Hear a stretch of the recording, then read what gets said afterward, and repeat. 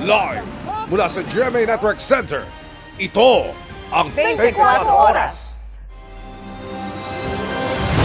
Magandang gabi po, Luzon, Visayas at Mindanao. Sa kulungan nagtapos ang 16 na taong pagtatago ng lalaking nanggahasa umano ng menor de edad na pamangkin sa Legazpi sa Albay. Ang suspect na nasa kote sa Valenzuela, menor de edad lang din nang gawin ang krimen. Mariing itinanggi ng suspect ang paratang na inabuso niya ang pamangking babae at lalaki. Tunghayan sa aking eksklusibong pagtutok.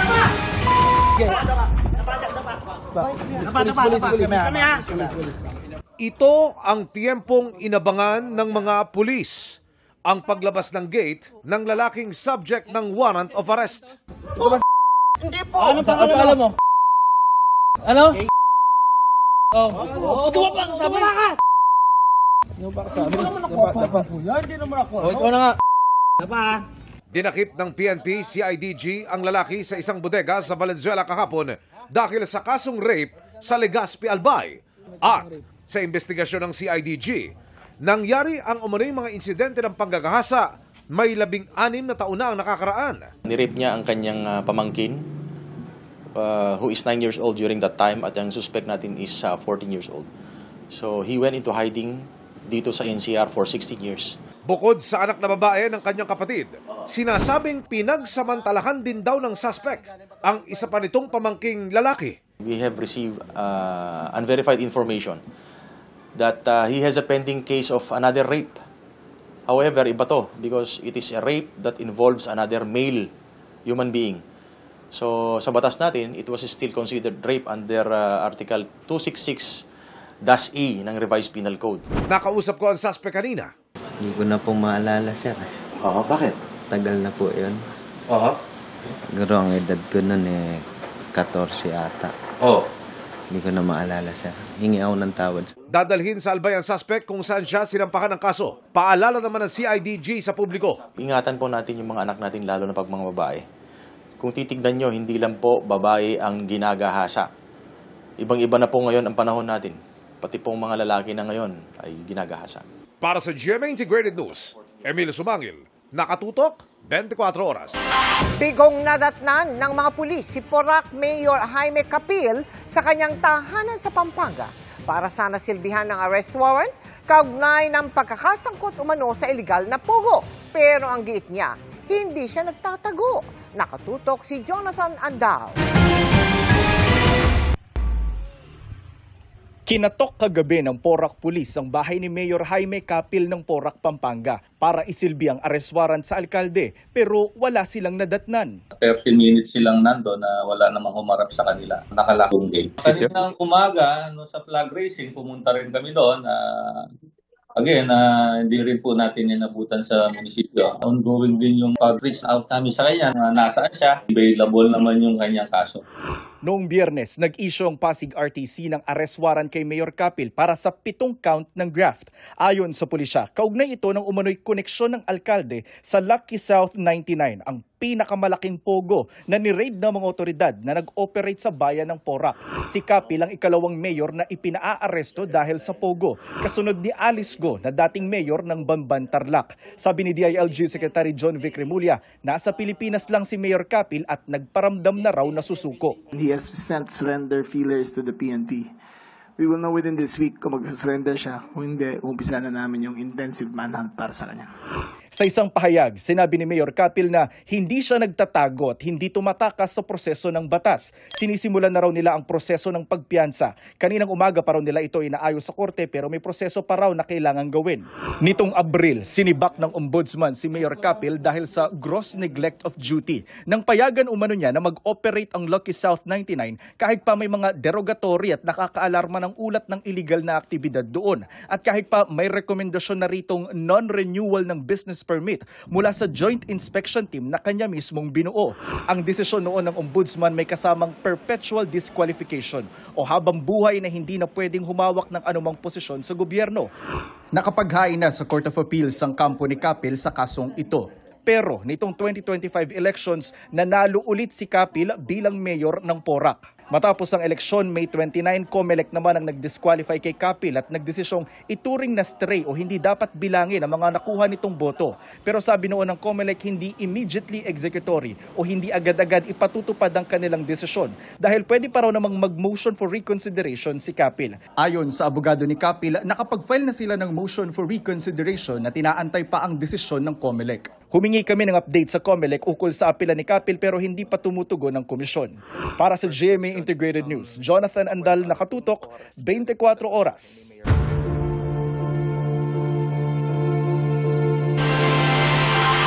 Handang humarap sa investigasyon ng Independent Commission for Infrastructure o ICI si Pangulong Bongbong Marcos ayon sa palasyo. Yan ay kung may ebidensyang mag-uugnay sa kanya sa issue ng budget insertion. At nakatutok si Joseph Morong.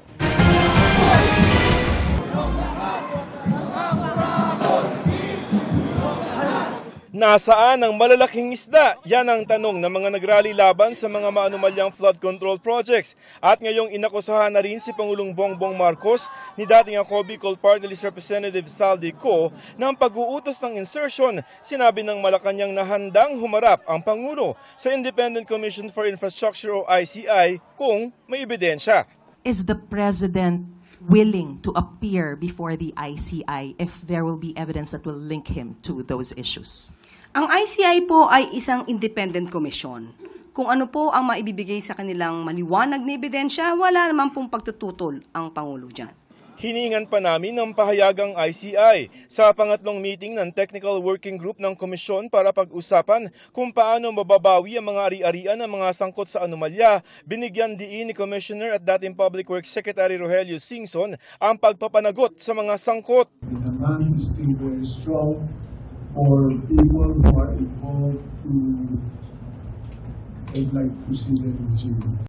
At habang pinoproseso ang pagpapakulong sa mga sangkot, hinahabol na ng pamahalaan ng assets o ari-arian ng mga sangkot sa anomalya. Sa Biyernes, isusubasta ulit ang 4 na luxury vehicle ng mag-asawang Pacifico at Sara Diskaya na hindi nabenta nung nakaraang auction. Ibinaba na ang presyo ng mga ito. Ang Rolls-Royce mas mababa na ng halos 10 milyong piso ang presyo. Kung hindi pa rin daw mabebenta ang mga luxury vehicle ng mga Diskaya, pwede raw itong ipa-direct offer o kaya naman ay sirain na lang. Condemnation or sirain na lang talaga yung mga vehicles. It's really an exercise of discretion on the part of the commissioner. No? In fact, we could have dispensed with the auction and went straight to the condemnation. Considering the state of our country, we are in need more of a budget. Right? Tuloy-tuloy naman ang paghahanap sa 7 at-large na inisyuhan na ng arrest warrant ng Sandigan Bayan kasama si Co. Ayon kay DILG Secretary John Vic Rimulya, nasa Portugal si Co. Zaldico is believed to be in Europe, suspected to be in Portugal. He is suspected to have a Portuguese passport acquired so many years ago. Ayun lang ang details. Nakikiusap kami sa lahat ng mga Pilipino sa buong mundo na kung makita nila si Zaldico, kung pwede nilang picturean, padala kagad, i-post kagad sa internet para may idea tayo kung nasaan siya. Ang isa naman taga-DPWH na sa Israel. Ayon naman sa PNP-CIDG, may mga taga-SunWest Corporation na kinasuhan sa Sandigan Bayan ang nagpahayag na gusto ng sumuko. May back channel po na sa amin. And siyempre, wala po silang personal na abogado and apparently parang napabayaan. So they're takot also. We're trying to... Simula Martes, masasaksihan na ng publiko ang hearing dahil live-stream na ito sa social media page ng ICI. Handa raw ang mga kongresista na magpa-livestream at hindi hihingi ng executive session sa ICI. Matatandang sumulat si House Majority Leader at Presidential Son Congressman Sandro Marcos na handa siyang tumistigo sa ICI. Para sa GMA Integrated News, Joseph Morong, nakatutok 24 oras. Patuloy ang panawagang papanagutin ang mga korap sa malawakang kilos protestang ikinasa kahapon. Pero may pangamba ang ilan lalo kung ikukumpara ito sa mga naunang pagtitipon. Ang basa ng eksperto sa pagtutok ni Chino Gaston.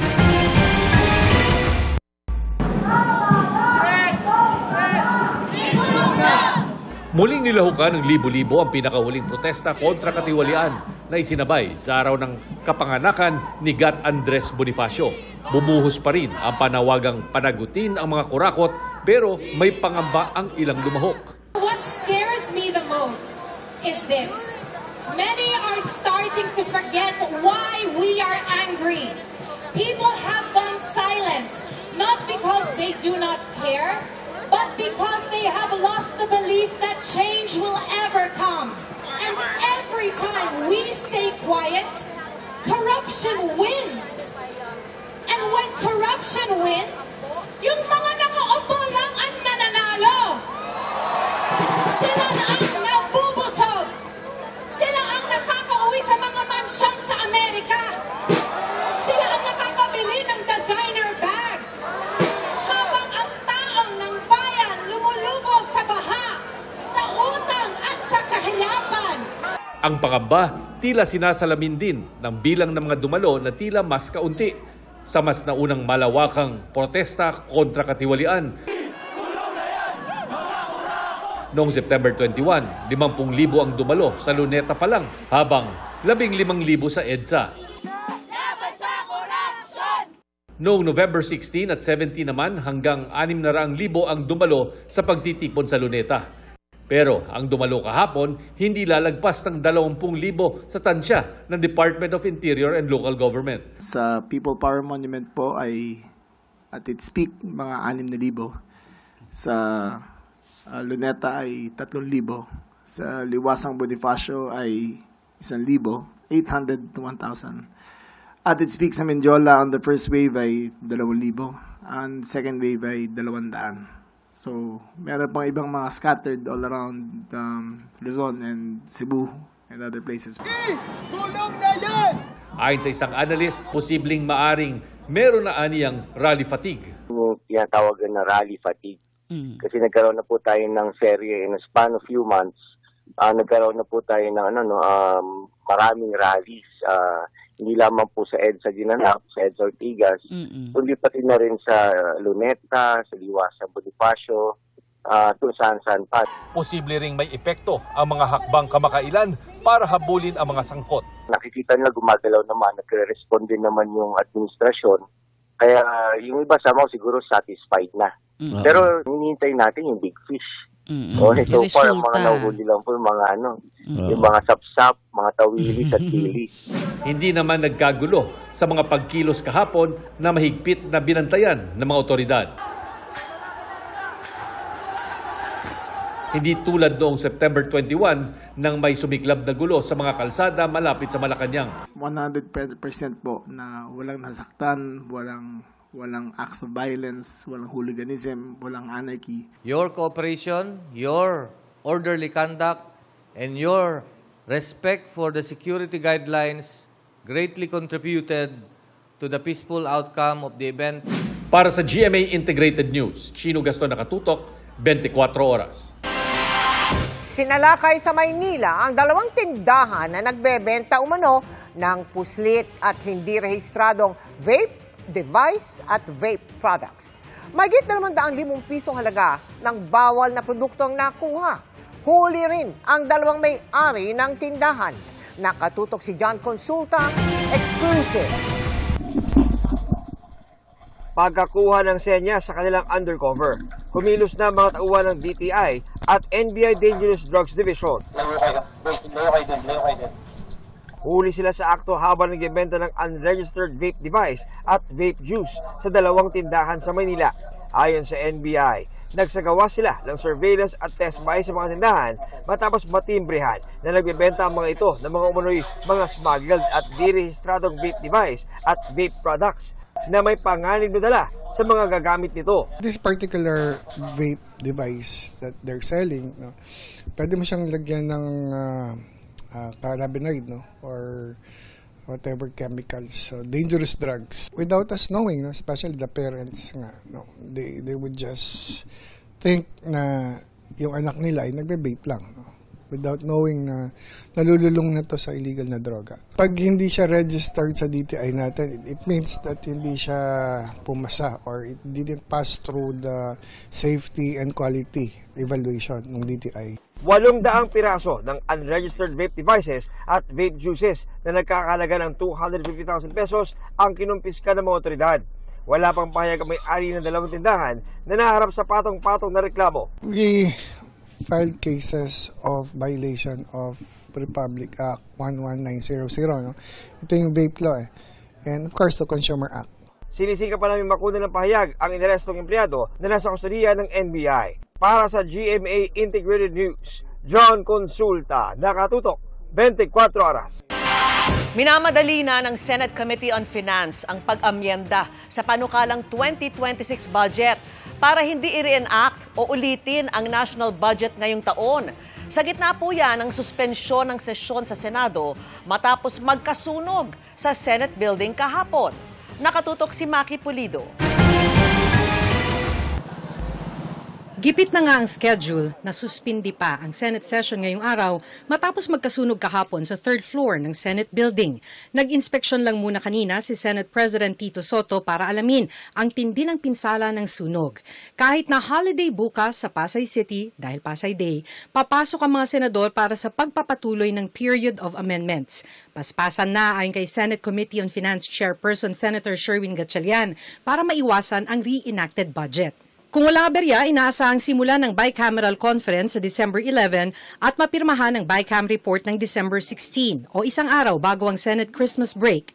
Target mapirmahan ni Pangulong Bongbong Marcos ang General Appropriations Act sa December 29. Very tight, to be honest about it. Kasi like pag titignan mo nga yung bicameral na mention ko, 3 days lang yung binigay namin sa sarili namin. So we have to really work fast and find a common ground. Kung dati, sarado sa publiko ang bicameral conference, ngayon naka-live stream ito. Sa BICAM, pag-iisahin ang Senate at House version ng panukalang budget at isang yugtong ito sa budget process kung saan nagkakaroon noon ng budget insertions. Inaasahan ni Gatchalian na magkakaroon ng mainit na debate sa ilang issue. Isa ang unprogrammed budget, lalo't tinapyas ito ng Senado sa 170 billion pesos mula sa 230 billion pesos.